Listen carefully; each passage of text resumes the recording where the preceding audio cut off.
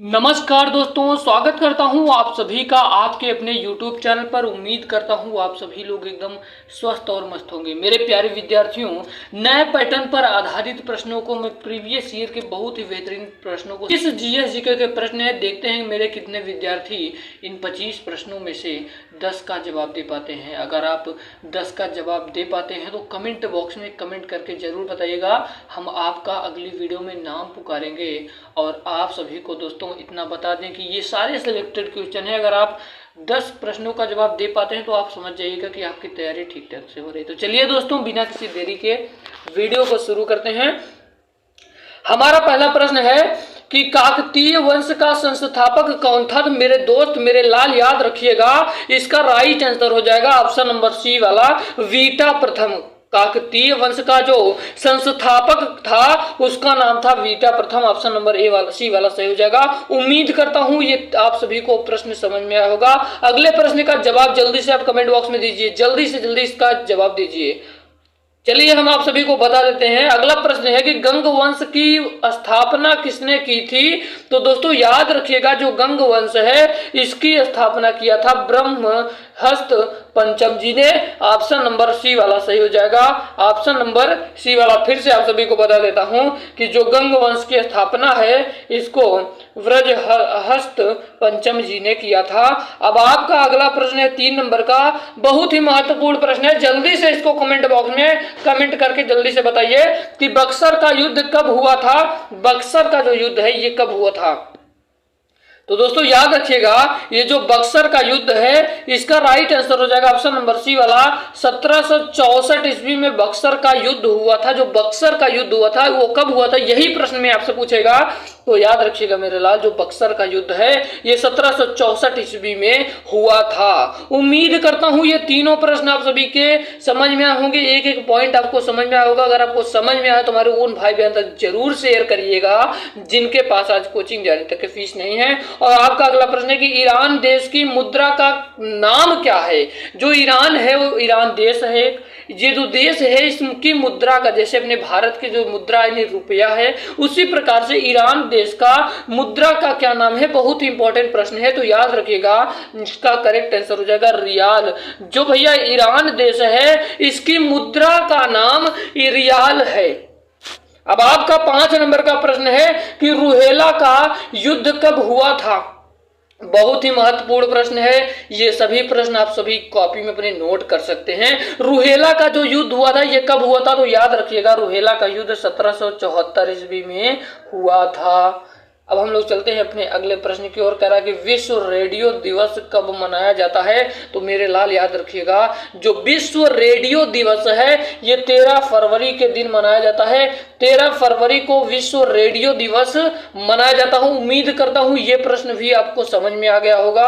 अगला प्रश्न है कि विश्व सामाजिक न्याय दिवस कब मनाया जाता है। तो दोस्तों याद रखिएगा, विश्व सामाजिक न्याय दिवस जो मनाया जाता है इसका राइट आंसर हो जाएगा ऑप्शन नंबर ए वाला, 20 फरवरी। 20 फरवरी को विश्व सामाजिक न्याय दिवस मनाया जाता है। आज से आपको याद होगा ना, याद हो गया होगा ना, कमेंट बॉक्स में जरूर बताइएगा। अब आपका 8 नंबर का प्रश्न है, कह रहा है कि इराक देश की मुद्रा। मैं मुद्रा को क्यों रखा हूं ज्यादा प्रश्नों को, मैं इसलिए रखा हूं क्योंकि मुद्रा टॉपिक इतना इंपॉर्टेंट है। यकीन मानिए दोस्तों, आपका प्रश्न आना फिक्स है, तो इसको पढ़ के जरूर जाइएगा। इराक देश की मुद्रा का नाम क्या है। तो दोस्तों याद रखिएगा, इराक देश की मुद्रा का नाम है इराकी दिनार। ऑप्शन नंबर ए वाला सही हो जाएगा। ठीक है ना। हमारा अगला प्रश्न है कि पाल वंश की स्थापना किसने की थी। तो पाल वंश की जो स्थापना है इसको गोपाल जी ने किया था।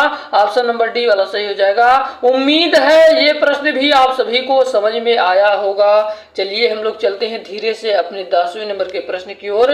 कह रहा है कि मंगोलिया देश की राजधानी कहाँ स्थित है। बड़ा महत्वपूर्ण प्रश्न है दोस्तों। तो दोस्तों याद रखिएगा, जो मंगोलिया देश की जो राजधानी है ये उलान बटेर में स्थित है। उलान बटेर में स्थित है। इसका करेक्ट आंसर हो जाएगा ऑप्शन नंबर ए वाला। चलिए अब हम लोग चलते हैं अपने अगले प्रश्न की ओर। हमारा अगला प्रश्न है कि पंजाब राज्य का प्रसिद्ध नृत्य कौन सा है। बहुत ही महत्वपूर्ण प्रश्न है, तो दोस्तों याद रखिएगा, इसका करेक्ट आंसर हो जाएगा ऑप्शन नंबर ए वाला भांगड़ा जो होता है। इस समय उत्तर प्रदेश में भी ये शादी विवाहों के या कोई भी कार्यक्रम योजनाओं पर इसका भी यूज किया, इसका दोस्तों इसका भी डांस, ये भी नृत्य हो रहा है, ये बहुत फेमस हो रहा है। 12 नंबर का प्रश्न है, कह रहा कि गिर वन और ब्लैक बक नेशनल पार्क कहाँ स्थित है। तो दोस्तों याद रखिएगा, इसका करेक्ट आंसर हो जाएगा ऑप्शन नंबर ए वाला गुजरात में स्थित है। उम्मीद करता हूँ आप सभी को सारे प्रश्न डाउट सारे क्लियर हो रहे होंगे। आपको कोई टेंशन नहीं लेना, बस आपको प्रैक्टिस सेट को कंटिन्यू मेरे साथ जुड़ना है। बचे दिनों में आप देखेंगे कि आपके अंदर काफी ज्यादा बदलाव हुआ है। अगला प्रश्न है कि कथकली नृत्य किस राज्य का है। तो दोस्तों याद रखिएगा, इसका करेक्ट आंसर हो जाएगा ऑप्शन नंबर ए वाला, ये केरल का है। अब आपका 14 नंबर का प्रश्न है, कह रहा कि चीन की राजधानी कहाँ है। तो याद रखिएगा, जो चीन की राजधानी, एक बार राजधानी पूरा पढ़ लीजिएगा, लेकिन चीन की राजधानी आप सभी को बता दूं, इसका राजधानी बीजिंग है। ठीक है, चीन की राजधानी बीजिंग है। अगला 15 नंबर का प्रश्न कह रहा है कि 15 नंबर का प्रश्न दोस्तों, चलिए हम लोग चलते हैं 15 नंबर के प्रश्न को। कह रहा है कि सेन वंश की स्थापना किसने की थी। तो दोस्तों याद रखिएगा, जो सेन वंश है इसकी स्थापना सामंत सेन ने किया था। ऑप्शन नंबर सी वाला सही हो जाएगा, सामंत सेन ने सेन वंश की स्थापना किया था। अगला प्रश्न है कि तुर्की की मुद्रा का नाम, फिर से मुद्रा की बात की, मुद्रा यकीन मानिए आपका रामबाण है मुद्रा। तुर्की की मुद्रा का नाम क्या है। तो दोस्तों याद रखिएगा, इसका करेक्ट आंसर हो जाएगा ऑप्शन नंबर बी वाला लीरा है तुर्की का मुद्रा। अब आपका अगला प्रश्न है, कह रहा है कि अंतरराष्ट्रीय मातृभाषा दिवस कब मनाया जाता है। तो दोस्तों याद रखिएगा, अंतरराष्ट्रीय मातृभाषा दिवस 21 फरवरी के दिन मनाया जाता है। 21 फरवरी को मनाया जाता है अंतरराष्ट्रीय मातृभाषा दिवस। अगला प्रश्न है कि लोहार वंश की स्थापना किसने किया था। तो दोस्तों याद रखिएगा, लोहार वंश की स्थापना संग्राम राजा ने किया था। संग्राम राजा ने लोहार वंश की स्थापना किया था। अब आपका 19 नंबर का प्रश्न है, कह रहा है कि बेल्जियम की राजधानी कहाँ है। तो दोस्तों याद रखिएगा, बेल्जियम की राजधानी ब्रुसेल्स है।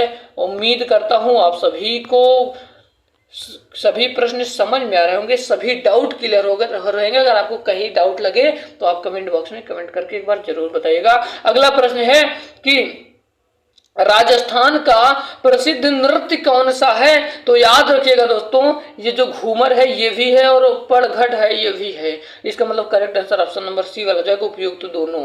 अगला प्रश्न है कि सुंदरवन नेशनल पार्क कहाँ है। तो याद रखिएगा दोस्तों, ये पश्चिम बंगाल में है। आपका 22 नंबर का प्रश्न है, देखिए हम कम टाइम में आपको बेहतरीन से बेहतरीन कंटेंट देने का कोशिश करते हैं और आप लोगों से वादा करते हैं, अगर 10 मिनट के वीडियो आप देख लेंगे समय निकाल कर, तो समझ लीजिए आपका दोस्तों आप सफलता की ओर बढ़ रहे हैं, क्योंकि हम सारे सिलेक्टेड क्वेश्चन रखे हैं। अगला प्रश्न है कि कुचिपुड़ी नृत्य किस राज्य का है। तो दोस्तों याद रखिएगा, ये कुचिपुड़ी नृत्य है जिस राज्य का है, इसका नाम है Andhra Pradesh. Option number A वाला सही हो जाएगा। अगला प्रश्न है कि डेनमार्क की राजधानी कहाँ है। तो दोस्तों याद रखिएगा, डेनमार्क की राजधानी कोपेनहेगन है। ऑप्शन नंबर ए वाला सही हो जाएगा। अब आपका अगला प्रश्न है कि वर्मन वंश की स्थापना किसने की थी। तो दोस्तों याद रखिएगा, वर्मन वंश की स्थापना पुष्य वर्मन ने किया था। ऑप्शन नंबर बी वाला सही हो जाएगा। अब आपका 25 नंबर का प्रश्न है कि राष्ट्रीय विज्ञान दिवस कब मनाया जाता है। ये बहुत इंपॉर्टेंट क्वेश्चन है, तो याद रखिएगा राष्ट्रीय विज्ञान दिवस जो है ये 28 फरवरी को मनाया जाता है। ऑप्शन नंबर ए वाला सही हो जाएगा। उम्मीद करता हूं आप सभी को ये सारे प्रश्न मात्र ये 8-9 मिनट की वीडियो में समझ में आ गया होगा। अगर आपको कहीं डाउट है, आपको कुछ पूछना है, तो आप कमेंट बॉक्स में कमेंट कर सकते हैं। हमारी टीम हर हमेशा एक्टिव रहती है। तो उम्मीद है आप सभी को पसंद आया होगा। तो आपको पसंद आया तो शेयर जरूर करिएगा, क्योंकि आपका दोस्तों सभी के प्रति आपकी सोच अच्छी होगी तभी आप अच्छे बनेंगे। ठीक है, चलिए मिलते हैं किसी नए वीडियो में किसी नए टॉपिक के साथ। तब तक के लिए जय Hind, Vande Mataram, bye bye, take.